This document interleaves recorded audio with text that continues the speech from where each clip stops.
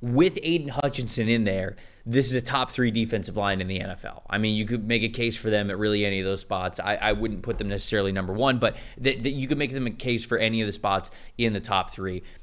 With Aidan Hutchinson not there, the reason why I still kept them at number 4, I was thinking I was going to be a little bit lower on them, but when I looked into it, DJ Reader's grading pretty well, including as a pass rusher. Levi Onwuzurike is grading decently well as a rotational sort of pass rusher as well. Aleem McNeil, I think, is playing well. You mentioned the interior. The interior guys are playing well, and then you just had the superstar next to them in Aidan Hutchinson, who was on his way to winning Defensive Player of the Year before he got hurt. I mean, Hutchinson, number 1 in the NFL in pass rush grade, 94.9. He had 7.5 sacks. 45 pressures in 6 weeks, which is just insane, and a 38.3 pass rush win percentage. So bonkers stuff. Like I said, Defensive Player of the Year type of numbers. What is that defense now without Hutchinson? And I think that's a really tough question to answer. It's one that no team would want to answer with their superstar edge rusher out, but that is a little bit of why I couldn't keep the Lions in my top 3. It was hard to totally pull them out of my top 5, because if it was a situation where we were talking a little bit similarly, even like with the 49ers or the Cleveland Browns, where if it was just Hutchinson and kind of nothing else, I really wouldn't have a problem with. I probably wouldn't have kept them out of my top 10. Probably would have had them like 8 or 9 or something like that. But I do think the defensive line overall is better. And what I'm really curious to see is what happens now with the Detroit Lions, because you and I talked about this a couple of weeks ago when we were highlighting Hutchinson and how well he was playing, and how the Lions align Hutchinson in a way and align their defensive line in a way where Hutchinson's a little bit wider on the line of scrimmage. It opens up that inside spin move, but it also allows him to attack through the chest of an offensive lineman, through the outside shoulder, and they do that because of how they align the rest of the defensive line. They set up their guys in, a certain 3 technique or a certain shade wherever they are in front of the guard in the center, to where they have to slide protection to the left. They cannot slide protection to the right to help with Aidan Hutchinson, because if they do, they're giving away too many one-on-ones in the interior, and those guys are going to win.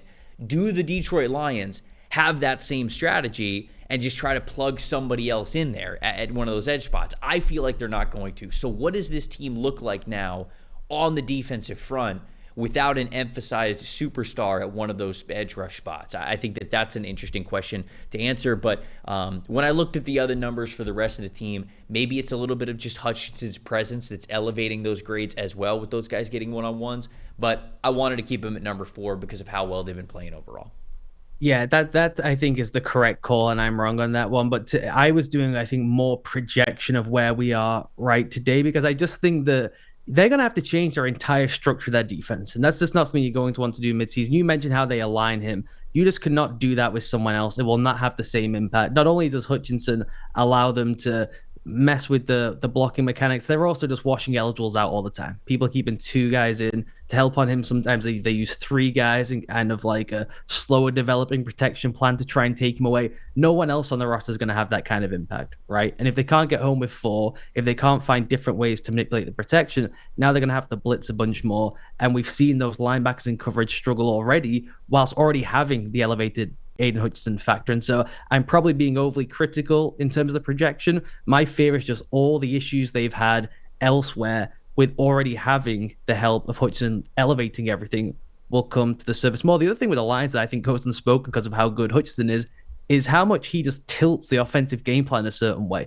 That he is the most like old school pass rusher in the league, where teams run certain things, run certain actions based on his alignment. Even Myles Garrett doesn't get that kind of treatment. Micah Parsons doesn't get that kind of treatment. The way people go after the Lions in the run game, the way they use the play action world is radically different because of where Hutchinson is aligned on the field, and no one else really gets treated that way. They get treated in similar ways in terms of the protection plan, but not so much in changing the entire style and how you call the offense. So once that goes away and everything's on the table, it's just going to be harder. The Lions get such a bonus and kind of a cheat factor for their linebackers because they know what's coming based on where Hutchinson is and where will and won't be the pressure points on the defense. So it is, to me, it's for any group in the league right now, it's the biggest Jenga block there is, just because of how much he helps everyone else in every facet of the game. And so I'm probably being slightly overly critical because of that before we've actually seen the impact.